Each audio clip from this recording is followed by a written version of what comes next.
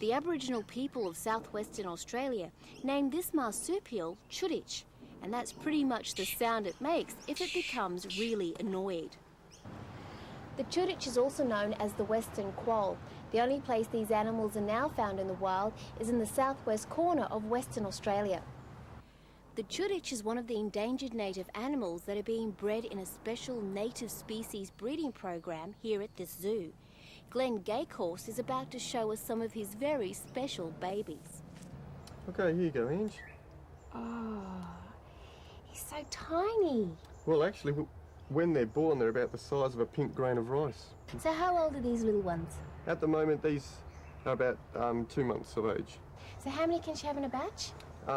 Each female can have a maximum of 6 young, and usually the average is about 4. And how many have you got here at the moment? We've got 54 babies in the colony at the moment. Captive breeding programs are very important for a number of reasons. Being able to watch rare native animals from birth right through to adults is a great way to learn about how they live and what they need to survive in the wild. With the number of species of termites in Australia, there are lots of animals making a good meal out of them, and the numbat is definitely one of them. Once the drums are delivered to the zoo, we actually have to then separate the termites from the pieces of wood and all the termite mound that's on the wood, so that we end up with something looking like pure termites. And then we weigh out a set amount of termites for each numbat to their artificial diet, because of course we wouldn't be able to feed the amount of termites that a numbat would have to consume in the wild. Which is? Something like 20,000 termites per day per animal, which is an astronomical amount of termite. Although their food supply is often found in mounds, numbats aren't great diggers. Instead, they'll sift through the soil for those termites that are found around the base of the mound. They'll also use their sharp claws to scrape at termite nests inside logs. Then they'll use their long, round, sticky tongues to quickly lick them up.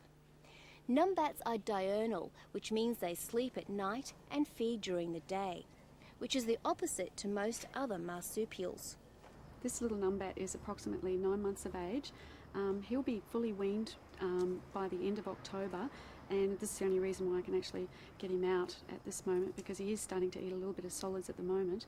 But normally, like I was saying, they'd be underground in an underground burrow, and we would never get to see the development of the young numbats. One of the biggest winners in this breeding program is the stick-nest rat.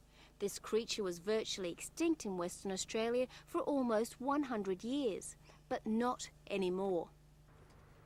This is a greater stick-nest rat nest. They build these in the wild to protect themselves from eagles, foxes, dingoes, etc. The main bulk of the nest is made up of these twigs which they shred. They chew both ends, poke it into the nest, and then line it with leaves to insulate it from the weather.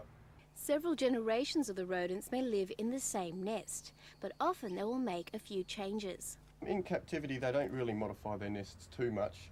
All the instincts there to keep the same style of nest, and the protection is still needed in captivity. So what are you going to do with the babies? Are you going to keep them or release them?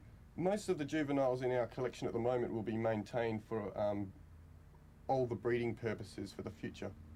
Sometimes conditions in the natural habitats prevent some animal species from surviving.